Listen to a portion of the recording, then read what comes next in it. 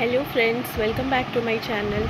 Previous class में मैंने आपको डायग्नोस्टिक टेस्ट का इंट्रोडक्शन बताया था।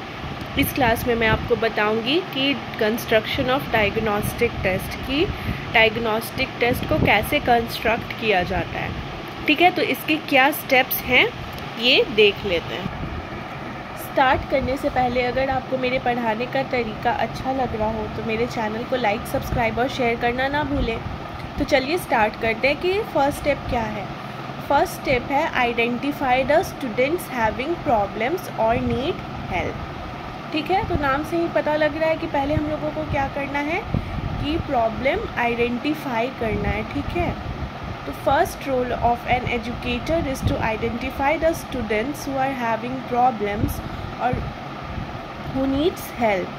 There are multiple way to seen the weak students like oral problem, written records, communication level and pronunciation ability।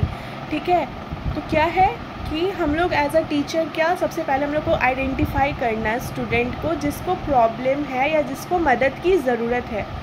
तो इसके बहुत सारे तरीके होते हैं। ठीक है, पहला क्या, ओरल प्रॉब्लम, अगर बच्चे को बोलने में दिक्कत हो रही है। दूसरा रिटन मतलब लिखने में, कम्युनिकेशन मतलब बातचीत करने में, और प्रोनंसिएशन मतलब किसी भी स्पेलिंग को वो अच्छे से प्रोनाउंस नहीं कर पा रहा है। ठीक है, तो हम लोग को पहले ये आइडेंटिफाई करना है। ठीक है, उसके बाद सेकेंड स्टेप क्या है, finding the source of error of the student.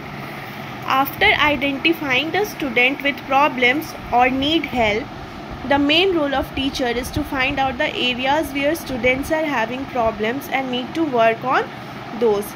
ठीक है, तो क्या करना हम लोग को कि प्रॉब्लम पता करने के बाद क्या होता है, कौन से एरिया में स्टूडेंट को प्रॉब्लम हो रहा है वो उस एरिया में हम लोगों को वर्क करना होगा। जैसे ये देखिए कम्युनिकेशन मतलब ये क्या मैथमेटिकल प्रॉब्लम है तो उसको जोड़ने में जैसे दिक्कत आ रहा है 3/5 + 2/5, तो वो क्या कर दिया, ये दोनों को जोड़ के तो ये हम लोग को एरर फाइंड आउट करना होगा। ठीक है, from the above example it is clear that students have clear concept of fraction. A teacher can find the source of errors of student। ठीक है, तो इससे पता लग रहा है एग्जाम्पल से कि फ्रैक्शन का क्लियर नहीं है कॉन्सेप्ट स्टूडेंट का, तो इससे टीचर एरर फाइंड करके स्टूडेंट को हेल्प कर सकते। ठीक है, अब फिर थर्ड क्या, सबसे पहले तो आइडेंटिफाई कर लिए, उसके बाद क्या उस पर वर्क किए सोर्स ऑफ एरर फाइंड करके। अब थर्ड है analysing content. After identifying the weak और needy students and finding their source of error, next job of teacher is to analyse और plan the content for students keeping in mind what is their problem. ठीक है, that is reading, writing, communicating, less attendance, etc. In initial stage, teacher will start with teaching and testing lower level abilities, then will rise the level of teaching as soon as the student will get some sort of confidence। ठीक है, उसके बाद हम लोगों को उस पर analyse करना है कि जैसे बच्चे को दिमाग में रख के उस पर काम करना है। पहले तो सोर्स ऑफ एरर पता लग गया, उसके बाद एनालाइज करना है कि कैसे उस पर हम वर्क करें। ठीक है, जैसे कि रीडिंग, राइटिंग, कम्युनिकेशन, इसमें क्या तो इनिशियल स्टेज से स्टार्ट करना है कि बच्चों को इन सब में से कहाँ दिक्कत आ रही है, उसके बाद धीरे धीरे लेवल बढ़ाना है ताकि बच्चों में थोड़ा कॉन्फिडेंस आ जाए, उसके बाद आप लेवल बढ़ा दें। ठीक है, तो इतना समझ आ गया। अब देखते हैं next point, start working on the point subject to be covered. ठीक है, तो after planning the content the teacher shall start working on his plan quickly and effectively. The teacher has enough sources for his/her plan of action. It would be much easier if teacher starts to teach subjects where it is possible to build sequence or hierarchy। ठीक है, ये समझ आ गया। फिर next step है assembling the test.